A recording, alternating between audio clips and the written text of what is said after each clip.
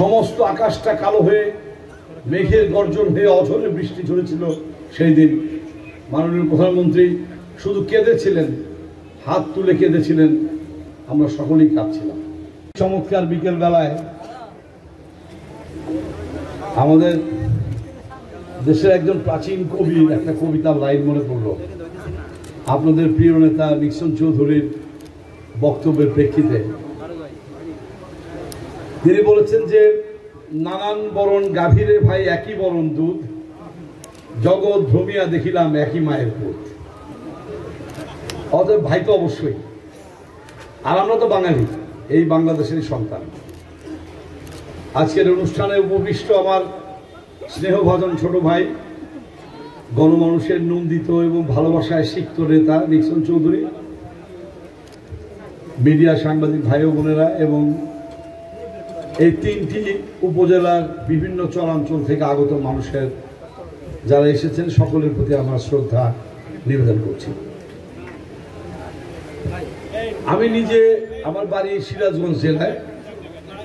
সিরাজগঞ্জ জেলা আপনারা জানেন যে যমুনা নদীর পাড়ে। পদ্মা যেমন একটা শক্তিশালী নদী, যমুনাও তেমনি একটা শক্তিশালী নদী। আমার নিজের দাদার বাড়ি, আমার শ্বশুর বাড়ি, এই সমস্ত নদী গর্ভে গেছে অনেক আগেই।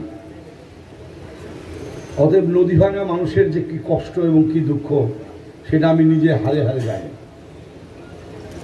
আজকে যখন পরিদর্শন করি জায়গাগুলো, আমার কাছে খুব তফাৎ মনে হয় নাই। গত 2 সপ্তাহ আগে যখন বন্যা চলছিল, তখন আমি মুন্সিগঞ্জের লৌহজং কিংবা কুড়িগ্রামের উজিরপুর, তারপরে রাজীবপুর, চিলমারি, রৌমারি, কিংবা সিরাজগঞ্জের চৌহালি, টাঙ্গাইল এর অর্জুনা, কিংবা দৌলতপুরের এই আপনাদের মানিকগঞ্জের দৌলতপুর কিংবা হরিরামপুর, এইসব জায়গাগুলিতে আমি রিলিফ ওয়ার্ক করছিলাম। একই চিত্র, একই মানুষের মুখে, সেই পোড় খাওয়া মানুষগুলির মুখে বেদনার চিহ্ন, তাদের চোখের কোণে বলি রেখা। প্রতি বছর একবার করে ঘরবাড়ি ভেঙে ভেঙে তাদেরকে নিয়ে যেতে হয়, তাদের সহায় সম্পত্তি নদীগর্ভে বিলীন হয়, রাজা থেকে ফকির হয়ে যায়। ভাই ও বোনেরা আমার, আমাদের সৌভাগ্য, আমাদের দুর্ভাগ্য ছিল আমরা জাতির পিতা বঙ্গবন্ধু শেখ মুজিবকে হারিয়েছিলাম। যে আশা আকাঙ্ক্ষা, যে চেতনা নিয়ে 1971 সালে 9 মাস ব্যাপী রক্তক্ষয়ী সংগ্রামের পর বাঙালি জাতি স্বাধীনতা অর্জন করেছিল, 1975 সালের 15ই আগস্ট জাতির পিতা বঙ্গবন্ধু শেখ মুজিবকে সপরিবারে হত্যার মধ্য দিয়ে সেই আশা আকাঙ্ক্ষার কেউ হত্যা করা হয়। তাকে হত্যা কোনো ব্যক্তিকে হত্যা না, একটি নতুন জাতি, একটি রাষ্ট্র, একটি স্বাধীন সার্বভৌম রাষ্ট্র, তার আশা আকাঙ্ক্ষা, তার মানুষকে হত্যা করা। আর আমাদের সৌভাগ্য, সেই হত্যাযজ্ঞের মধ্যে থেকেই আমরা পেলাম তারই সুযোগ্য কন্যা মাননীয় প্রধানমন্ত্রী শেখ হাসিনাকে। সেদিন আমরা তরুণ ছাত্র ছিলাম, ঢাকা বিশ্ববিদ্যালয়ের প্রথম বর্ষের ছাত্র। যখন তিনি বাংলাদেশে এলেন, আমার বেশ মনে আছে, সেদিন মানিক মে এভিনিউতে লক্ষ লক্ষ মানুষ অপেক্ষা করছিল তার জন্য। মাত্র 1 ঘন্টা রাস্তা, তার লেগেছিল 8 ঘন্টা এই গাড়ি বহর নিয়ে সেই জনসভায় পৌঁছতে। সমস্ত আকাশটা কালো হয়ে মেঘের গর্জন হয়ে অঝরে বৃষ্টি ঝরেছিল সেই দিন।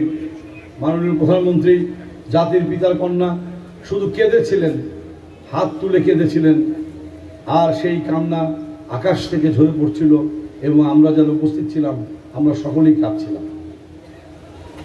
ভাই বোনেরা আমার, সেই অশ্রু, সেই শোক, সেই কষ্ট, সেই বেদনা, তার মধ্য থেকে ফিনিক্স পাখির মতো আমাদের মাননীয় প্রধানমন্ত্রীর নেতৃত্বে আজকের এই বাংলাদেশ, আপনারা দেখুন যে ঘুরে দাঁড়ানোর বাংলাদেশ। যে অভাব, অনটন, দারিদ্র, বেকারত্ব, যে লুণ্ঠনের রাজত্ব কায়েম করেছিল বিএনপি জামাত জোট সরকার, বারবার সামরিক শাসন এসেছিল, সামরিক শাসকেরা উচ্ছিষ্ট ভোগীদেরকে নিয়ে নতুন নতুন দল করে বাঙালি জাতির যে মৌল চেতনা, তার যে জাতীয়তাবাদ, তার যে সংস্কৃতি সাহিত্য, তার যে চেতনা, তার ভাষা, সমস্তকে হত্যা করার জন্য প্রচেষ্টায় লিপ্ত হয়েছিল। আর বাংলাদেশে লুণ্ঠনের রাজত্ব কায়েম হয়েছিল, আপনারা দেখেছেন।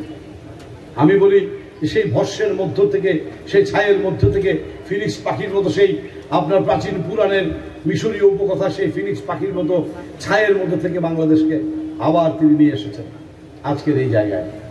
সমস্ত বিশ্বে, এমনকি আমি বলবো যে করোনা ভাইরাসকে মোকাবেলা করার ক্ষেত্রেও বাংলাদেশ একটি রোল মডেলের স্থাপন করেছে। এবং তিনি সৌভাগ্যের বিষয়, আপনাদের কথা সবসময় ভাবেন, সবসময় বলেন। আপনারা শুনলে বিশ্বাস করবেন কিনা আমি জানি না, গত কদিন আগে, মাত্র 2 সপ্তাহ আগে আরিয়াল খাঁ নদীর আরেকটি প্রকল্প পাস হয়েছে। এই প্রকল্প যখন অনুমোদন করেন মাননীয় প্রধানমন্ত্রী, তার বক্তৃতায় বললেন একটি কথা, যে আরিয়াল খাঁ ওই এলাকার মানুষের দুঃখ কষ্টে পরিণত হয়েছে, অতএব যে কোনো উপায়ে আরিয়াল খাঁ সমস্যার সমাধান করো। একেবারে স্পষ্ট করে নদীর নাম উল্লেখ করে বললেন, এলাকার নাম বলেননি, বলেছে আরিয়াল খাঁ। এবং আপনারা জানেন মধুমতি, ইতিমধ্যে আমাদের আরিয়াল খাঁ নদীতে আমাদের ফরিদপুর জেলার অংশে 291 কোটি টাকা, অর্থাৎ প্রায় 300 কোটি টাকা একটি প্রকল্প কিন্তু চলছে, কাজ চলছে। আর সদ্য পাশ হলো যেটি, সেটিও 292 কোটি টাকা। সেটি আপনার ভদ্রাসন, মূলত চর ভদ্রাসন এবং পদ্মা নদী সংশ্লিষ্ট। আরিয়াল খাঁ অংশে যেটুকু বাকি আছে এবং মধুমতি নদীর যে অংশগুলো বাকি আছে, সেগুলো নিয়ে আমরা আরেকটা প্রকল্প তৈরি করছি। সেটা হয়তো 800 থেকে 900 কোটি টাকা হবে আমরা মনে করছি। আমি আপনাদেরকে শুধু এটুকু বলতে চাই, বক্তব্য লম্বা করার সুযোগ নেই, যদিও এইরকম একটা অডিয়েন্স, এত মানুষ, এত ভালোবাসা, এত মমতা, আমি তো অভিভূত সত্যিকার অর্থে। আমি নিক্সনকে অন্তর থেকে ধন্যবাদ জানাই। মানুষের জীবনে রাজনীতি করার যে সাফল্য, রাজনীতি করার মানুষের যে ইচ্ছা এবং তার যে সাফল্য বা পরিণতি, সেটি কিন্তু আসলে মানুষের ভালোবাসার মধ্যে দিয়ে প্রকাশিত হয়। আজকে সেই ভালোবাসা আমি দেখতে পেলাম। আমি নিজেও হয়তো আপনাদের মধ্যে আরো কিছু সময় কাটাতে পারলে আমি খুশি হতাম, কিন্তু আমার যেহেতু যেতে হবে এবং নৌপথে, নিশ্চয় বলেছে, আপনারা শুনেছেন যে নৌপথে আমি আসলে দেখা যায়, বোঝা যায়, থামলে নদী দিয়ে, নদী ভাঙন, নদীতেই তো কাজ। সেই কারণে আমি নৌপথটাকে প্রেফার করেছি। যেটুকু বলবো সেটি হচ্ছে যে আমাদের মাননীয় প্রধানমন্ত্রী বঙ্গবন্ধু কন্যা শেখ হাসিনা 100 বছরের প্ল্যান ঘোষণা করেছেন, ডেল্টা প্ল্যান। আপনারা জানেন বাংলাদেশ হচ্ছে একটা বদ্বীপ, ব্রহ্মপুত্র এবং যমুনা এবং পদ্মা নদীর মুখে বালিপুরে পরে এই জমির সৃষ্টি, এই বাংলাদেশে হাজার হাজার বছর ধরে। এই বদ্বীপের ইংরেজিতে বলে ডেল্টা। তিনি বদ্বীপ পরিকল্পনা ঘোষণা করেছেন, যেটি 100 বছরের প্ল্যান। আমি জানি না সমসাময়িক বিশ্বে, আমার জানা নেই যে কোনো নেতা আছেন কিনা যে 100 বছর পরে তার দেশ কেমন হবে, দেশের মানুষ কি সুফল ভোগ করবে, সেইটুকু চিন্তা ভাবনা করছেন। তিনি দিয়েছেন। সেইখানে আমাদের মূলত কাজ হবে পানি সম্পদ ব্যবস্থাপনা, নদী ভাঙনের হাত থেকে মানুষকে রক্ষা করা, শহর রক্ষা করা, সভ্যতা রক্ষা করা, সংস্কৃতি রক্ষা করা। আমরা বারবার তৈরি করি। আপনারা দেখেছেন যে সমুদ্র এলাকায় আমাদের প্রায়শই ঘূর্ণিঝড় হয় এবং ভেঙে চুরে একাকার করে ফেলে। মানুষ তো কষ্ট করেই, সেই সঙ্গে তিলে তিলে গড়ে তোলা মানুষের যে সমস্ত সম্পদ, ব্যক্তিগত এবং রাষ্ট্রীয়, সবকিছুই ধ্বংস করে ফেলে। সেই জায়গাটা আমরা এই ডেল্টা প্ল্যানের মাধ্যমে ইনশাআল্লাহ 2030 সালের মধ্যে, যেভাবে তিনি আমাদেরকে পরিকল্পনা দিয়েছেন, নির্দেশনা দিয়েছেন, আমরা এই সমস্যার অন্তত পক্ষে 70-80% সমাধান আমরা করে ফেলতে পারবো। একটু সময় দিতে হবে। আপনারা জানেন যে তিনি মাননীয় প্রধানমন্ত্রী দিন রাত্র পরিশ্রম করে চলেছেন। এর মধ্যেও, এই করোনা ভাইরাসের মধ্যেও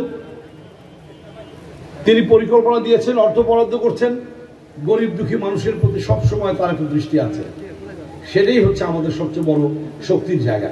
আমি ব্যক্তিগতভাবে সেটাই মনে করি। আপনারা শুনেছেন যে আপনারা, আমার পিতা মাতা দুজনেই মুক্তিযোদ্ধা, আমি মুক্তিযোদ্ধার সন্তান, আমি জাতির পিতা বঙ্গবন্ধু শেখ মুজিবের আদর্শের অনুসারী। আমি তার সুযোগ্য কন্যা বঙ্গবন্ধু কন্যা শেখ হাসিনার একজন প্রথম সারির সৈনিক। আজকে এই পরন্ত বেলায় সকলের সামনে আপনাদেরকে ওয়াদা করে গেলাম যে আমি একজন সচিব হিসেবে না, আপনাদের ভাই হিসেবে সবসময় আপনাদের পাশে থাকবো। এবং এটুকু বলে আপনাদের জন্য এটুকু বলবো যে আমি মধুমতি এবং আড়িয়াল খাঁ এবং পদ্মা এই তিনটাতেই আমাদের বড় বড় প্রকল্প আসছে, আপনারা হতাশ হবেন না। আপাতত যে জায়গাগুলো আজকে আমি দেখেছি এই জায়গাগুলোতে আমরা ভাঙন ঠেকানোর চেষ্টা করব, কিছু সাময়িক ব্যবস্থা নিব, তারপরে আমরা বড় প্রকল্প, স্থায়ী ব্যবস্থা, স্থায়ী বাঁধ এবং সেই সাথে ড্রেজিং, নদীর যে নাব্যতা সেই নাব্যতা থাকতে হবে, সারা বছর যেন নৌকা চলতে পারে। এই সমস্ত বিষয়কে লক্ষ্য রেখে আমরা প্রকল্প তৈরি করছি, আমরা কাজ করব ইনশাআল্লাহ। আমরা আমাদের সকলের সহযোগিতায় বাংলাদেশ জাতির পিতা বঙ্গবন্ধু সকলের সেই স্বপ্নের সোনার বাংলা আমরা গড়ে তুলব, এই প্রত্যয় ব্যক্ত করে আবার সবাইকে ধন্যবাদ জানিয়ে, বিশেষ করে আমাদের সুযোগ্য সন্তান, এই এলাকার তারুণ্যের প্রতিনিধি, আমি বলবো তারুণ্যের প্রতীক, আমাদের দেশে এইরকম নেতৃত্ব সারা দেশে এখন গড়ে তোলা দরকার। আমি সেই ছোট ভাই নিক্সন চৌধুরীর প্রতি বিশেষ কৃতজ্ঞতা জ্ঞাপন করে আমার বক্তব্য শেষ করছি। খোদা হাফেজ। বাংলাদেশ চিরজীবী।